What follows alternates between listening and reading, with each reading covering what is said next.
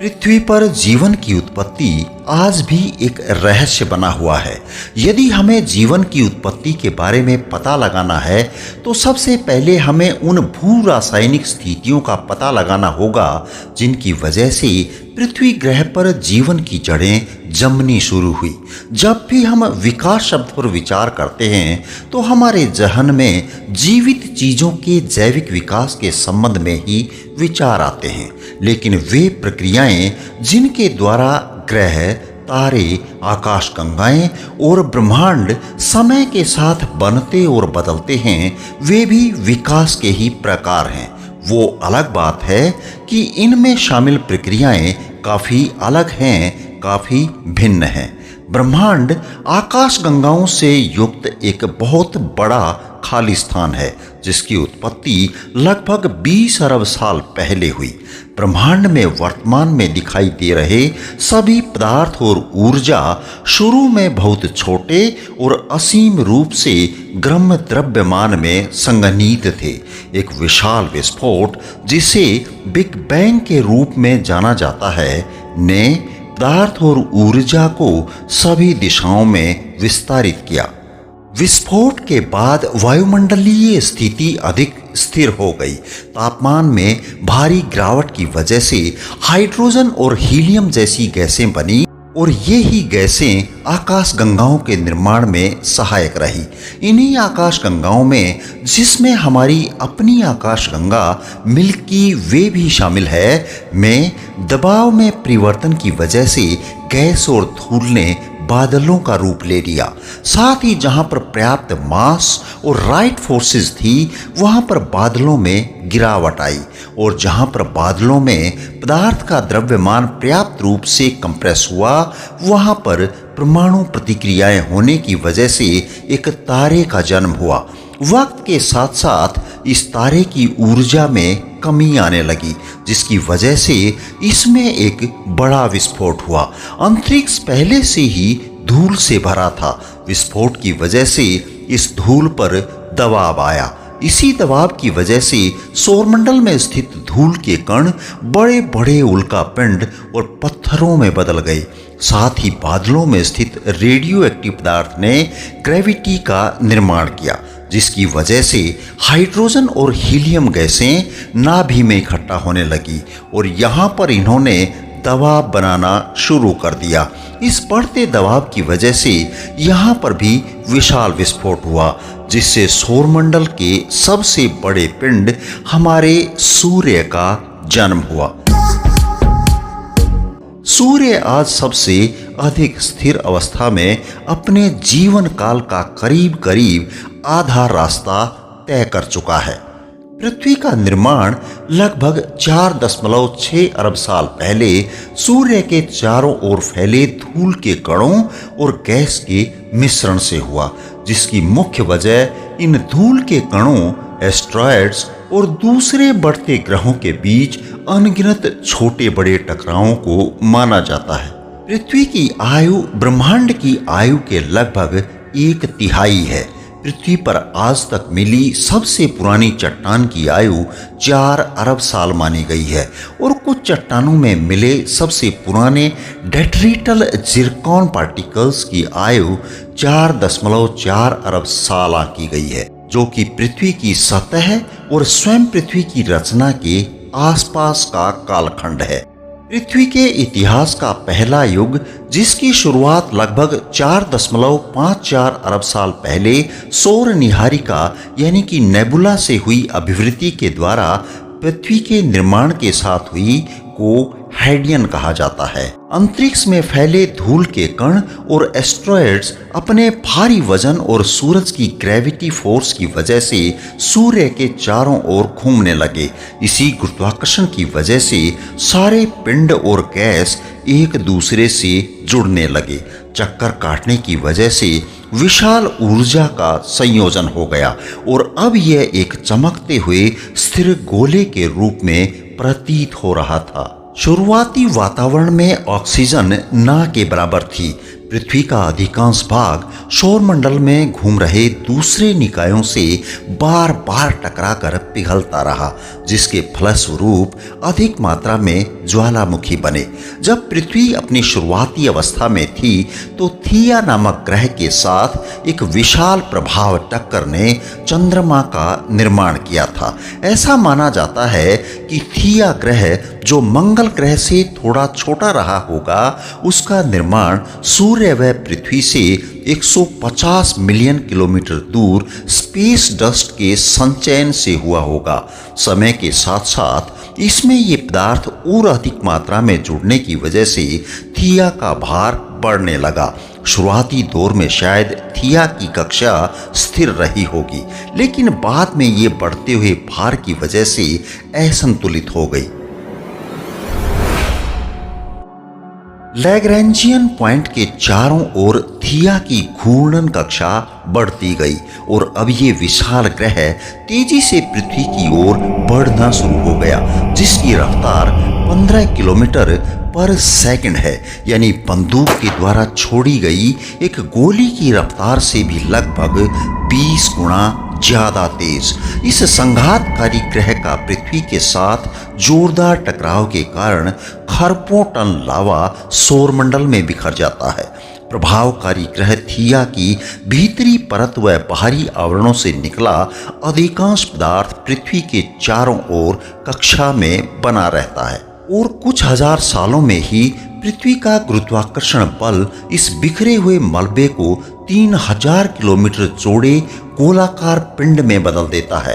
अंततः इसी पदार्थ से जन्म होता है पृथ्वी के एकमात्र प्राकृतिक उपग्रह हमारे चांद का। हालांकि पृथ्वी ग्रह और संघातकारी थिया ग्रह के बीच जोरदार टकराव के बाद थिया ग्रह के धातु सदृश तत्व पृथ्वी के तत्वों के साथ मिलकर इसकी निचली सतह में जमा हो गई, जिससे चंद्रमा धातु सदृश तत्वों से वंचित रह गया। इस वक्त चांद की पृथ्वी से दूरी केवल 2200 किलोमीटर है, लेकिन समय के साथ साथ ये पृथ्वी से और दूर जाता जाएगा। युवा पृथ्वी और थिया ग्रह के जोरदार टकराव से केवल चांद का निर्माण ही नहीं हुआ, बल्कि कुछ दूसरे परिणाम भी आए। इस भयंकर टकराव से बहुत बड़ी ऊर्जा की मात्रा निकली और पृथ्वी और चंद्रमा दोनों पूरी तरह से पिघल गए और पृथ्वी की सतह मैग्मा के एक बड़े महासागर में तब्दील हो गई। साथ ही ग्रह का वातावरण पूरी तरह से नष्ट हो गया। दोनों ग्रहों के जोरदार टकराव की वजह से पृथ्वी के अक्ष में भी बदलाव आया और ये 23.5 डिग्री के अक्ष पर झुक गई, जो कि पहले शायद शून्य रहा होगा। ये अक्षीय झुकाव पृथ्वी पर मौसम में बदलाव का जिम्मेदार बना और इसी झुकाव ने पृथ्वी की अपनी धुरी पर घूमने की गति भी बढ़ा दी। क्योंकि विशाल टकराव के बाद पृथ्वी पूरी तरह से वातावरण विहीन थी और वक्त के साथ साथ धीरे धीरे ठंडी हो रही थी, जिसके कारण पृथ्वी के बाहरी तत्व जैसे धातुएं और रेडियो एक्टिव पदार्थ इसके केंद्र में इकट्ठा हो गए और हल्के पदार्थ इसकी ऊपरी सतह पर आ गए और इस पर एक ठोस बेसाल्ट वाली सतह का निर्माण हुआ। लेकिन अब भी इसकी ऊपरी सतह का तापमान आज से करीब करीब 1600 डिग्री सेल्सियस से ज्यादा रहा होगा। फेल्सिक महाद्वीपीय परत तब तक अस्तित्व में नहीं आई थी। अब जरूरत थी पृथ्वी पर दूसरे वातावरण की। इसकी ऊपरी परत से भाप निकली और ज्वालामुखियों द्वारा अधिक गैसों का उत्सर्जन होना शुरू हो गया। उल्काओं के टकराव के कारण पानी गिरना शुरू हो गया। फिर भी केवल ज्वालामुखीय घटनाओं और गैसों के विघटन से इतनी बड़ी मात्रा में जल की आपूर्ति असंभव थी जो धरती की जरूरतों को पूरा कर सके। लेकिन टकराव का ये सिलसिला अभी पूरी तरह से खत्म नहीं हुआ था। 600 मिलियन साल बाद हमारी पृथ्वी को एक और प्रक्रिया से गुजरना पड़ा। लाखों सालों तक पृथ्वी पर भारी मात्रा में उल्का पिंडों की बरसात होती रही, जो अपने साथ नमक, मिनरल्स और पानी ला रहे थे। इन उल्कापिंडों में टकराव के कारण और अधिक पानी आया, क्योंकि इस टकराव के कारण धूमकेतुओं में जमा बर्फ से पानी प्राप्त हुआ और पृथ्वी पर कार्बन डाइऑक्साइड, मीथेन, अमोनिया और नाइट्रोजन जैसी गैसों के साथ साथ अन्य वाष्पशील पदार्थों में वृद्धि हुई। करोड़ों वर्षों तक उल्कापिंडों की बरसात से पृथ्वी पर पानी की मात्रा बढ़ रही थी और धीरे धीरे पृथ्वी की ऊपरी सतह पानी से ढकने लगी, जिससे हमारी पृथ्वी पर समुद्रों का निर्माण हुआ। जैसे जैसे पृथ्वी ठंडी होती गई, बादल बनते गए, बारिश की मात्रा बढ़ती गई और महासागर बनते चले गए।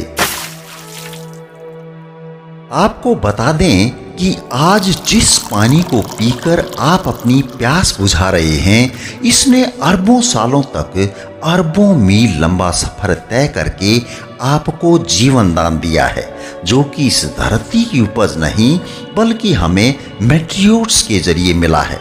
इसलिए इस पानी की हर एक बूंद कीमती है, मूल्यवान है। लेकिन अभी भी पृथ्वी की सतह जीवन के अनुकूल नहीं थी। यहाँ का वातावरण जहरीली गैसों से भरा पड़ा था। हर वक्त तेज हवाओं के तूफान चल रहे थे, जो पूरे ग्रह पर मंडरा रहे थे, और इन विशाल तूफानों की वजह पृथ्वी का तेज गति से घूमना व चांद का पृथ्वी के बेहद नजदीक होना था। इस समय चांद की गुरुत्वाकर्षण शक्ति इतनी अधिक थी कि ये पूरे महासागर को अशांत करके रखती थी। इसमें उठने वाली लहरें सब कुछ अस्त व्यस्त कर देती थी। लेकिन समय गुजरता गया, चांद भी धीरे धीरे पृथ्वी से दूर चला गया। धरती की घूमने की गति कम होती गई और महासागर शांत हो गए। जमीन पूरी तरह से पानी से ढक गई। ये केवल कुछ आइलैंड्स के रूप में ही मौजूद थी। लेकिन अब भी पृथ्वी की सतह काफी गर्म थी। इसके जन्म के 70 करोड़ साल बाद भी कोर से ज्वालामुखी के रूप में लावा निकलना अब भी जारी था, क्योंकि पृथ्वी की कोर रेडियो एक्टिव पदार्थों से बनी होने की वजह से भूगर्भ में गर्मी बनी रहती है और इस वक्त पृथ्वी की ऊपरी सतह पर पानी है, जो लगातार धरती की ऊपरी सतह को ठंडा कर रहा है, जिसकी वजह से पृथ्वी के अंदर की गर्मी बाहर नहीं निकल पाती। लेकिन ये लंबे समय तक नहीं रुक पाती और ज्वालामुखी का रूप धारण कर लावे के रूप में बाहर निकलती है। उस वक्त भी कुछ ऐसा ही हुआ। लाखों की तादाद में ज्वालामुखी फट रहे थे। चारों तरफ लावा ही लावा बिखरा पड़ा था। पानी से टकराने के बाद ये लावा ठंडा होकर चट्टानों का रूप धारण कर रहा था, जिससे सतह का निर्माण होना शुरू हो गया था। जगह जगह टापुओं का निर्माण हो रहा था, जो आगे जाकर एक दूसरे से मिल जाएंगे और एक विशाल भूभाग का निर्माण करेंगे, और ये सिलसिला लाखों सालों तक जारी रहा। लेकिन अभी भी पृथ्वी पर वातावरण शांत नहीं था। आज से करीब 3.8 अरब साल पहले तक हमारी पृथ्वी पर उल्कापिंडों की बरसात हो रही थी, जो अपने साथ खनिज, मिनरल्स, कार्बन, प्रोटीन और एमिनो एसिड लाकर महासागरों और समुद्रों के गहरे तलों पर जमा कर रहे थे।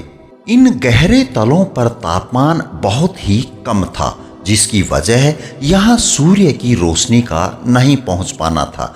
लेकिन समुद्र की इन गहराइयों में भी अलग अलग ऊंचाइयों की बहुत सारी अनोखी चिमनियाँ थी, जो इस बर्फ से ठंडे पानी को गर्म रख रही थी। ये हाइड्रोथर्मल वेंट्स यानी कि चिमनियाँ वहाँ पाई जाती हैं जहाँ महाद्वीपीय प्लेटें आपस में मिलती हैं, या फिर यूँ कहें कि समुद्री क्रस्ट की टेक्टोनिक प्लेटें अलग होती हैं। ये क्रस्ट खिंचकर जगह जगह पर टूट जाता है ओर दरारें बन जाती हैं। समुद्री जल इन दरारों के जरिए रिसता है और पृथ्वी के मैग्मा से मिलकर अत्यधिक गर्म हो जाता है और फिर समुद्र तल में बने इन छिद्रों या वेंट्स के जरिए ऊपर उठता है। साथ ही अपने साथ क्रिस्टल चट्टानों से निकले खनिज और गैस को लेकर आता है। इन्हीं प्राकृतिक गर्म पानी के झरनों के आसपास मिनरल्स और केमिकल्स ने आपस में अभिक्रिया करके बैक्टीरिया के रूप में जीवन का एक कोशिकीय बीज बोया, जो सूर्य के प्रकाश की बजाय पृथ्वी के केंद्र से मिल रही ऊर्जा पर निर्भर रहा। इन वेंट्स की खोज से पहले बहुत कम लोगों का मानना था कि समुद्र की इतनी गहराइयों, पूरी तरह से अंधकार और भारी दबाव में भी ऐसे कोई जीवन जीवित रह सकता है।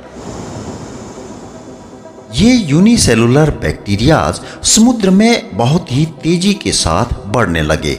अब ये समुद्री तल पूरी तरह से इन सूक्ष्म एककोशिकीय जीवों से भर चुका था और ऐसा सालों साल चलता रहा।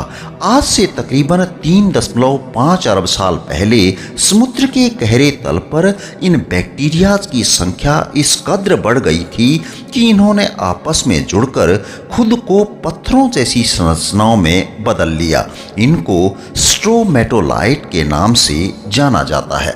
स्ट्रोमेटोलाइट्स हमारे ग्रह पर सबसे पुराने सूक्ष्म प्रकाश संश्लेषण यानी कि फोटोसिंथेसिस करने वाले जीवित जीवों की कॉलोनियों द्वारा निर्मित पथरीली संरचनाएं हैं, जिन्हें साइनोबैक्टीरियाज भी कहा जाता है। ये बैक्टीरिया प्रकाश संश्लेषण यानी कि फोटोसिंथेसिस प्रक्रिया द्वारा पानी को ऑक्सीजन और कार्बन डाइऑक्साइड को ग्लूकोज में बदल देते हैं, जो धरती पर जीवन जीने के लिए सबसे ज्यादा जरूरी है। ये बैक्टीरियाज पानी और सूर्य की ऊर्जा का उपयोग करके खुद के लिए भोजन बनाते थे और परिणाम स्वरूप ऑक्सीजन छोड़ते थे। करीब 2 अरब सालों तक पानी में ऑक्सीजन की मात्रा बढ़ती रही। पानी में ऑक्सीजन की मात्रा इतनी ज्यादा बढ़ गई कि अब ये बुलबुलों के रूप में पानी से बाहर निकलकर हवा में शामिल होने लगी। समय के साथ साथ पृथ्वी की घूमने की गति और भी धीमी होती जा रही थी और अब दिन और रात भी लंबे यानी कि 16 घंटे के हो गए थे।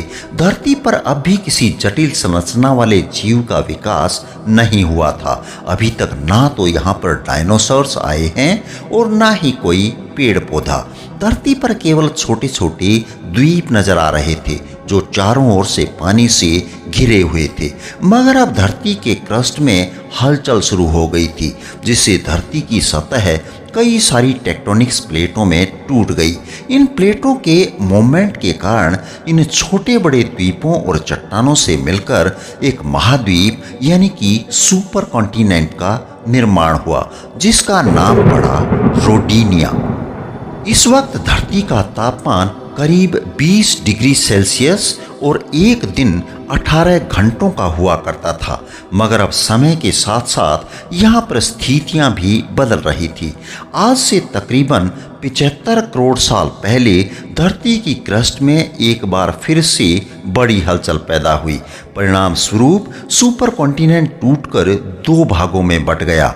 इस प्रक्रिया की वजह से जगह जगह ज्वालामुखी नजर आने लगे और धरती के नीचे का लावा इन ज्वालामुखियों के जरिए धरती की सतह पर फैलने लगा। इन ज्वालामुखी विस्फोटों के कारण धरती की सतह पर कार्बन डाइऑक्साइड की मात्रा इतनी बढ़ गई कि पूरा आसमान इन गैस के घने बादलों से घिर चुका था। यहाँ जगह जगह जहरीली गैस और धुआं मौजूद था। पूरे वातावरण में फैली ये कार्बन डाइऑक्साइड गैस पानी के साथ मिलकर एसिड रेन्स के रूप में बरसने लगी और ये कार्बन डाइऑक्साइड मोटी मोटी परतों के रूप में धरती की चट्टानों पर जम गई। इस अम्लीय बारिश की वजह से वायुमंडल में कार्बन डाइऑक्साइड की भारी कमी हो गई। इसी वजह से वायुमंडल सूरज की गर्मी को रोकने के काबिल नहीं रह सका। परिणाम स्वरूप धरती का तापमान बहुत ही तेजी से गिरने लगा। महज चंद वर्षों में ये तापमान -60 डिग्री सेल्सियस तक पहुंच गया और यही वजह बनी धरती पर पहले हिमयुग यानी कि आइस एज के शुरुआत की। इसे हम स्नो बॉल अर्थ के नाम से भी जानते हैं। ये अब तक का सबसे ठंडा और सबसे लंबा आइस एज था, लेकिन ये भी हमेशा के लिए नहीं रहने वाला था। समय के साथ साथ वायुमंडल में कार्बन डाइऑक्साइड की मात्रा ने फिर से बढ़ना शुरू कर दिया। इसके साथ ही धरती का तापमान भी बढ़ा।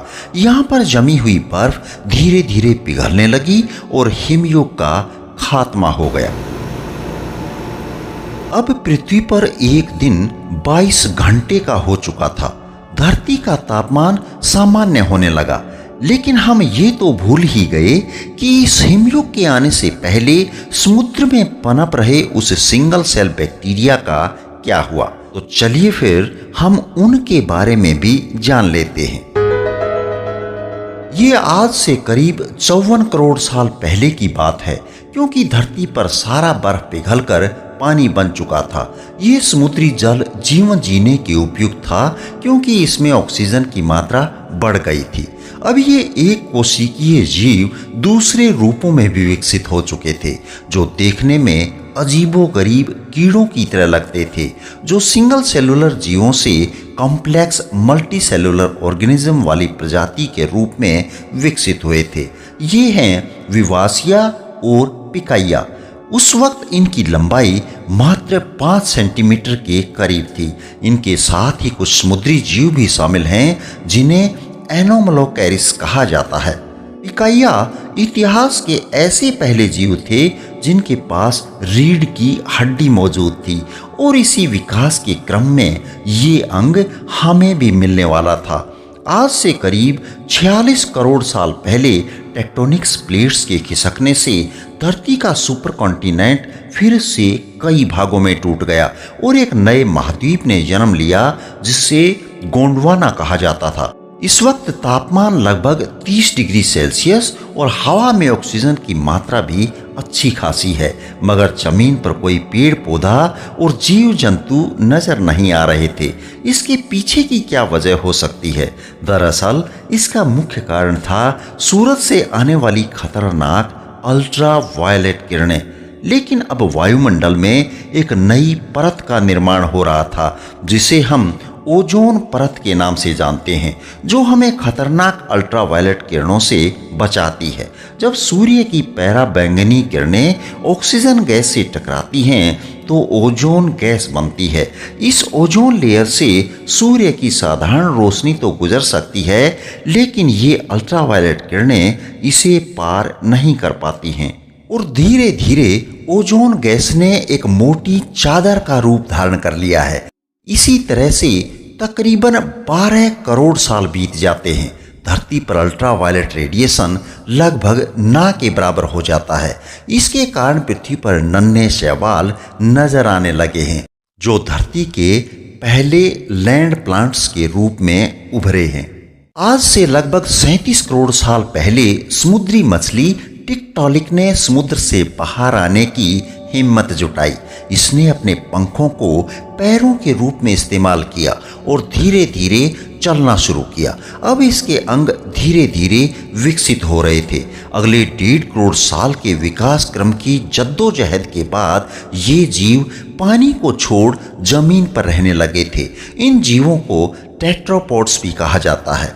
आज से करीब 36 करोड़ साल पहले इन टेट्रापोड्स ने खुद को पूर्ण विकसित कर लिया था और अब पूरी तरह जमीन पर रहने वाले जीवों में ढल चुके थे। यही टेट्रापोड्स भविष्य में डायनासोर्स, बर्ड्स, मैमल्स और इंसानों का रूप धारण करने वाले थे।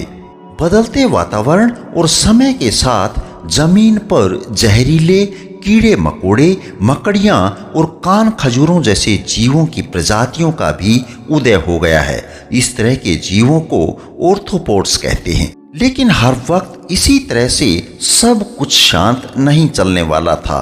फिर से वातावरण में भारी बदलाव हुए और एक बार फिर से सब कुछ अस्त व्यस्त हो गया। ज्वालामुखी विस्फोटों ने धरती का तापमान बढ़ा दिया। विनाशकारी अकाल पड़ा। सारे पेड़ पौधे सूख गए। धरती पर रह रही प्रजातियां 95% तक नष्ट हो गई। जो भी थोड़े बहुत जीव यानी कि 5% जीवित बच पाए, उन्होंने गर्मी से बचने के लिए अपना ठिकाना जमीन के भीतर बना लिया और भूख मिटाने के लिए कुछ भी खाना शुरू कर दिया। इस महाप्रलय के लगभग 5 करोड़ साल बाद धरती की रूपरेखा काफी हद तक बदल चुकी थी। धरती का तापमान फिर से सामान्य हो गया था। ज्वालामुखी विस्फोटों से नए भूभाग का निर्माण हो गया था और इन्होंने आपस में मिलकर एक सुपर कॉन्टिनेंट का निर्माण किया जिसका नाम था पेंजिया। पृथ्वी सतह पर नए नए पेड़ पौधे उगने लगे थे। अकाल में बचे हुए 5% जीवों ने अपने आप को एक नई प्रजाति के रूप में विकसित कर लिया था। यहाँ पर हम जिस प्रजाति की बात कर रहे हैं, ये प्रजाति अब पृथ्वी पर करोड़ों सालों तक राज करने वाली थी और इस नई नवेली प्रजाति को डायनासोर्स कहते हैं। असल में ये डायनासोर्स उन रेंगने वाले जीवों से ही विकसित हुए थे जो उस भयंकर अकाल की चपेट से किसी तरह खुद को बचा पाए। इन डायनासोर्स ने लगभग 17 करोड़ सालों तक धरती पर राज किया, लेकिन फिर से वो विलुप्त हो गए। ये सब कहाँ गए और उसके बाद क्या हुआ? हम इंसान कहाँ से आए?